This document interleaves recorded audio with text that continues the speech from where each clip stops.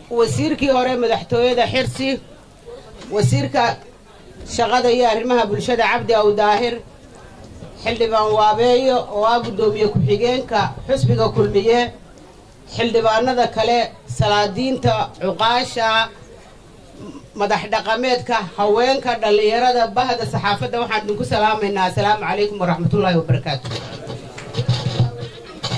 halkan marka hore waxaan tacsi aan ka dirayaa labadii inanee shalayto shilka gaadhiga ku dhintay waxaan leenahay ilaahay samiriyo iimaan saadiq ah inaga wada siiyo dhammaanteenba wuu ka dhintay gaar ahaan waxaan tacsi u diraynaa qoyskii iyo qaraabadii iyo ubadkii ay ka geeriyoodeen waxaan leenahay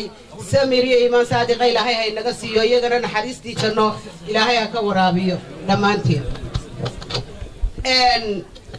marka hore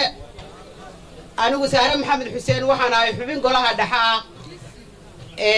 Hargeysa waxaanan ka mid ahaa isbahaysiga kulmiye ee dimuqraadidoonka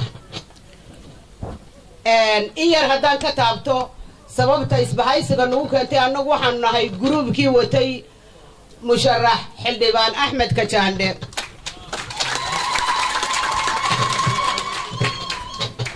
oo u soo sharaxay madaxweyne annaga si gaara ayaan maanta reer Burco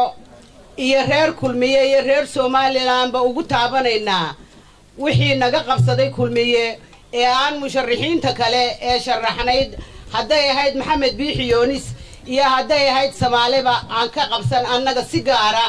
ayay noo saamaysay waxaanu doonaynaa maadaama aanu nahay deegaanka gobolka Togdheer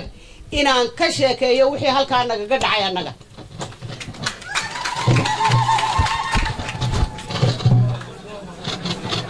annagu markii hore waxaanu ahay kulmiye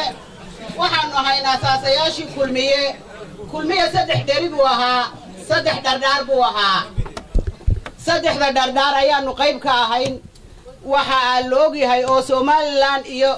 reer Somalilandba og yihiin Axmed Kajaandhe iyo beeshiisu inay markii hore wada ahayd kulmiye oo aanu ahayn dadkii hiil iyo hooba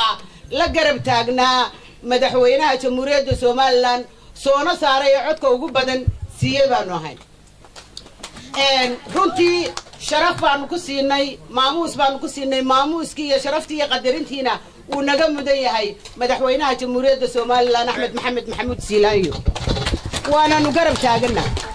laakiin markii aanu nidhi musharax baanu wadanaa oo waanu isa soo sharaxaynaa waxaa naloo diiday inaanu isa soo sharaxno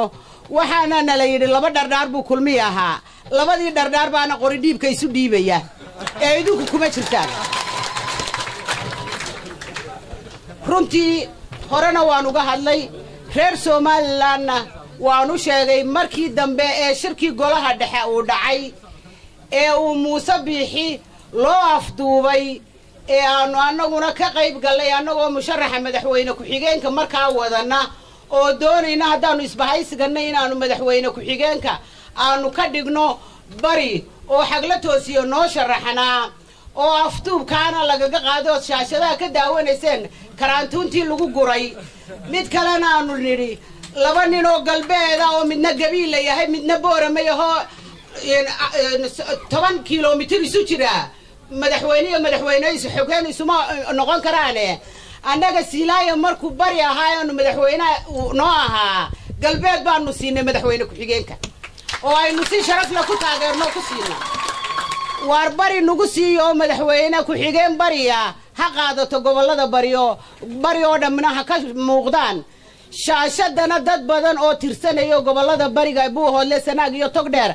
ay lahaayeen goboladii bari baa ka maqan ayaanu lahaynaa ku soo dhaweysaan oo ku soo jiidaan oo aanu codka siinaynay laakiin nasiib darro waana la aftuubay wixii nagu dhacayna tashaashada TV-ga waa kaarkiisii Muuse Biixi markuu yidhi ilmaadeeraday ayaan halkaa ugu tagayaa oo aan raali gelinayaa oo aan soo bareeyaa annaga naguma darin talada oo mu oran Axmed Kajaandhe musharax buu ahaa taana Somaliland bay u taalaayo annagoo 5 gobol degna oo Togdheer iyo Oodweyne iyo Saaxil iyo Maroodijeex iyo Hawda ayaa nala ku yidhi musharaxnimada kulmiye reerkaasu shaqaba kuma loo dibadana la ka dhiga waxaanu la garnaqsanaynaa oo aanu maanta la garnaqsanaynaa musharaxa madaxweynaha Axmed Maxamuud Siilaayo togdheer buu ka soo baxay codkana reer togdheer baanu siinaa waxaanu doonaynay oo aanu rabnaa dimuqraadiyad waxaanu doonaynay saddexdii dhardhaaraynu ahayn inaanu kaayagii qaadano maanta oo qoridhiisu dhiib ahayd waxaanu aaminsanahay inaanu annagoo ka tirsan isbedel doonka dimuqraadiyadda ee kulmiye waxaanu aaminsanahay ninkaanu maanta raacnaa inuu soo baxayo markhaatina waa nooga jiid isbahaysigu maanta wuxuu inoogu yimid taladaa maanta halkaynu marayno annagu weli waxaanu doonaynaa dimuqraadiyadii xusbiga in walaaltinimo lagu soo celiyo kulmiyaanu nahay gacmahaynu weli isqabsanaynaa haddii taasu dhici weydo isbedel doonka iyo reer togdheer way tashanayaan waxaanu leenahay waxgaradka togdheer meeshii aynu mari lahayn hanugu hogaamiyaan taladana reer togdheer baanu u dhiibaynaa assalaamu calaykum waraxmatullaahi wabarakaatu